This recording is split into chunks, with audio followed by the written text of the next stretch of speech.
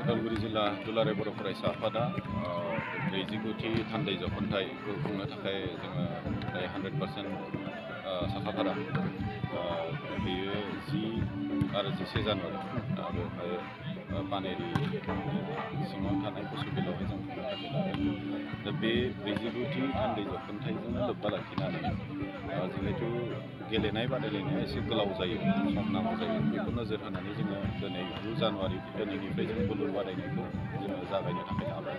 आरो बेखौ बेखेवनानै बिर दुलाराय बर' फरायसा आफादनि लोगो गोरों नेहाथारि मनिराम बरगयारि बिथाङा दा देग्लाय बोसोराव दासिमहालागि जोंनि गेलेगिरि हिसाबै आन्चलिक दफरा आफादफोरा बाहागो लाफैदों।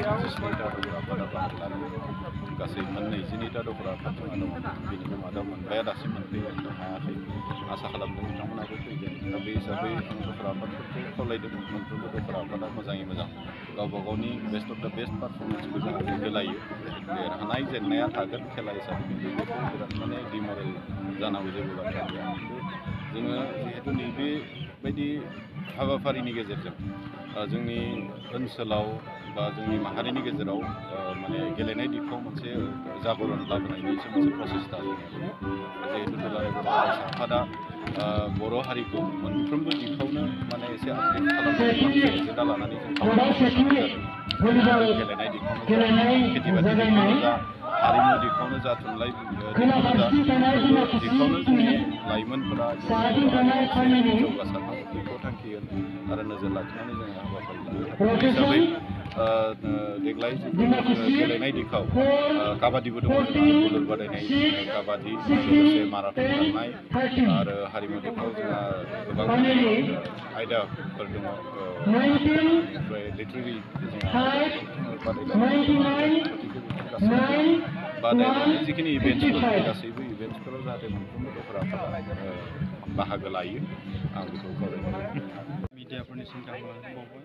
लोगोसे 49थि थान्दै जख'न्थाइ उदालगुरि जिल्ला दुलाराय बर' फरायसा आफादा जे खुंनो लानाय नैबे बारलाम्फा गेवलां गेलेग्रा फोथाराव जे आयजन खालामदों बिथांमोननि जे हाबाफारिया जाहाथे साक्सेस जायो, बेजोंनो लोब्बा लानानै जे देबनाथ बसुमतारी गोसोखां जे बुलुर बादायलायनाय हाबाफारि, बे हाबाफारिया जाहाथे मोजाङै मोजां साक्सेस जागोन। बिनि थाखाय आं बिथांमोननिसिमबो गाहाम हामलायनाय बावबाय।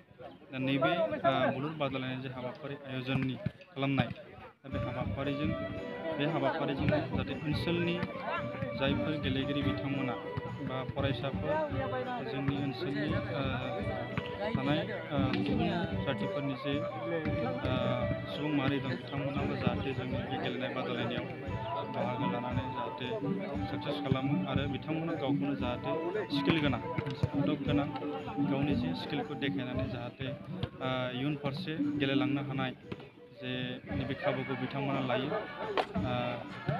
बेनिखायनो नैबे गेलेनाय बादायलायनायजोंनो जाहाथे जोंनि ओनसोलनि सेंग्रा सिख्लाफोरनि बा फरायसाफोरा इयुनफोरा जाहाथे बे गेलेनाय बादायलायनायाव बाहागो लानानै जाहाथे गाज्रि हाबा मावनाय, जे गाज्रि खामानि मावनायनिफ्राय जाहाथे जानगार जायो।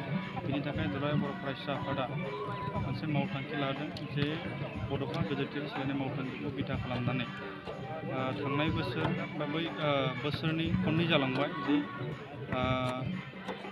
अंडार 13 जे फुटबल बादायलायनाय बे हाबाफारिखौ जों लाबोबाय थादों। उन्दै उन्दै फरायसाफोरा जाहाथे फरायनायजों लोगोसे नैबे गेलेनाय बिथिङाव जाहाथे गोसो होयो आरो गेलेनानै जाहाथे इयुन फारसे जोंनि जे सम्पद हिसाबै बा स्टेट लेभेल बा नेसनेल लेभेलाव जाहाथे गेलेनाय बादायलायनो बिथांमोना खाबु लानो हायो। बिनि थाखायबो जोंनि बे दुलाराय बर' फरायसा आफादा खुंनो हानाय जादों। दा बेजों लोगोसेनो दुलाराय बर' फरायसा आफादाबो मुंख्लं सोमला बसुमतारीनि मुङाव जे बुलुर गेलेनाय बादायलायनाय हाबाफारि बेखौ जों लाबोबाय थादों। देग्लायबो दुलाराय बर' फरायसा आफादा गलाघाटआव 52थि थान्दै जख'न्थायाव जोहोलाव सोमला बसुमतारीनि मुङाव जे बुलुर गेलेनाय बादायलायनाय हाबाफारि लागोन। दा बेवहायबो उदालगुरि जिल्लानिफ्रायबो जाहाथे बिथांमोना मोजाङै मोजां गेलेनानै जाहाथे बाहागो लाहैयो, बिनि थाखाय बिथांमोनखौ खावलायबाय। आरो नैबे गेलेनायनि गेजेरजोंनो बा जाहाथे ओनसोला बे जावरिखांगोन निस्सय, आं बेखौनो आसा खालामनानै दिनैनि बेयाव